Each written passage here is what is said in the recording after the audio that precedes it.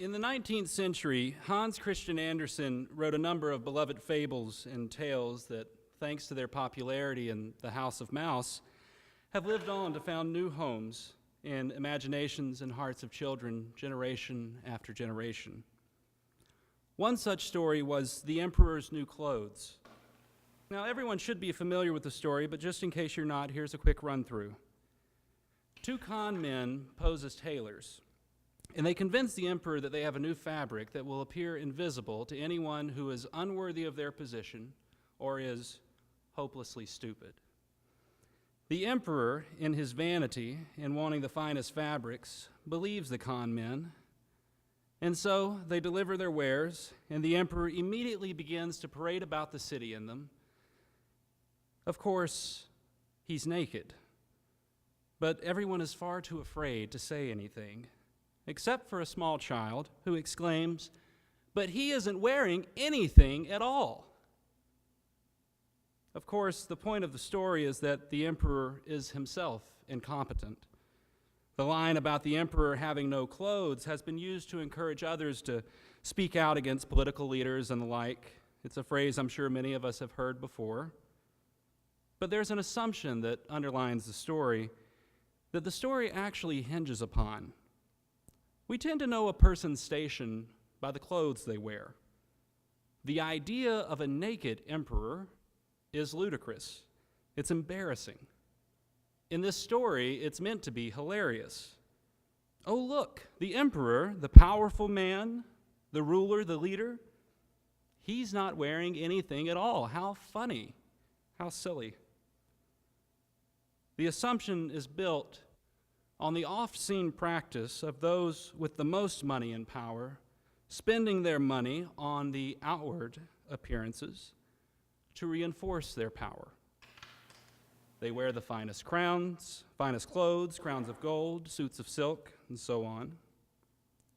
The appearance of power and control is important because the dirty little secret about the powerful is that they are not intrinsically so. Beneath the fine linens and perfumes and the like is the same flesh as you and me. And so they need the charade of nice clothes, big guns, big walls, big cars and planes, because much like the playground bully, the so-called powerful depend upon our collective timidity to maintain their power. They kill and imprison to ensure that the challenges to their power are squashed.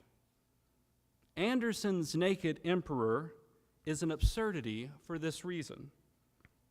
An emperor running through the streets of the city doing the full Monty would give away the game. The game that the powerful are not so in and of themselves.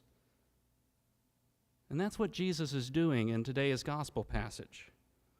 When he tells the Pharisees that the kingdom is coming with things that we can't see, he's giving away the game of the powerful.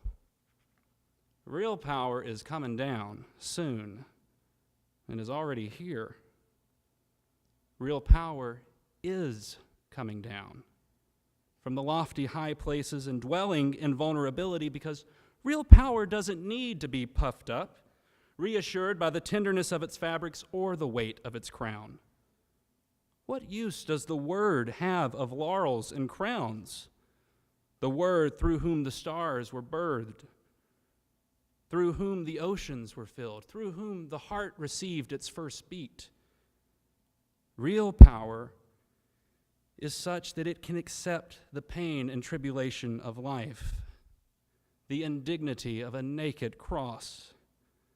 Behold the vision of true power. But he isn't wearing anything at all. We tend to rely upon our existing visions of kingdoms and kingship to imagine what the kingdom will be like. Our stained glass churches reflect a King Jesus robed in glorious majesty. We see him as he is depicted in places like All Saints Chapel, sitting upon a throne, vested as a king, holding his scepter. And while I'm not against these images, They're showing Jesus' power in ways easier for us to understand, and not necessarily as he showed us his power. You want to see Jesus upon his throne? There he is. Do you want to see him robed in glorious majesty? That's it. Do you want to see the full might of the kingdom of God? It's hanging upon the cross.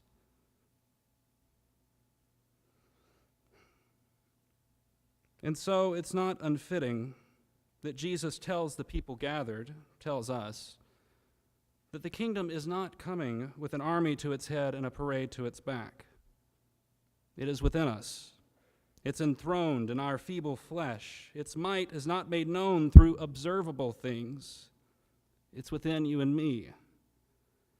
The scandal of it all, that God would be known in such a humiliating form, but we should be used to it by now. We see God in the humblest of forms. Beyond the splendid images of Christ and his glory, we see the devastating reality of Christ on his cross. He comes as broken crumbs of bread, and yet this humble servant God has overcome the powerful. God in God's fullness has overwhelmed the conqueror, cast down the mighties from their thrones. In essence, he said, the emperor has no clothes, not in accusation, but in declaration. Death, the last tool of the tyrant, couldn't hold him. Not even the father of all tyrants, the devil, was a match for the raw and incomprehensible naked power of the naked God. Christ's bruised heel shows us that much. And in rising from the dead, he showed us all that true power was not what we thought it was. And so, as our thoughts bend toward the eschatological as Advent approaches, we would do well to keep in mind that the second coming, the full consummation on that last great day, will not be unlike the first. God has shown us God's nature. The day of doom, as it were, will not be so because God will descend with legions of angels, heaven bent on the calamitous destruction of a sinful world. It will be so because we will be raised, yanked from the slumber of death, and all of that posturing, all of that so-called security and misery brought about by the self-proclaimed rulers and tyrants of this world will unravel like the threads of their precious vesture. It will be so because we will be transformed by the renewing of our minds to see afresh that all of this chaos, clad in the uniform of worldly power, is nothing more than a mask upon the rotting flesh that is the powers and principalities of this world. The living flesh is naked. He has no need to hide behind golden crowns or powerful vesture, because the Kurios, the king, the emperor, has no clothes.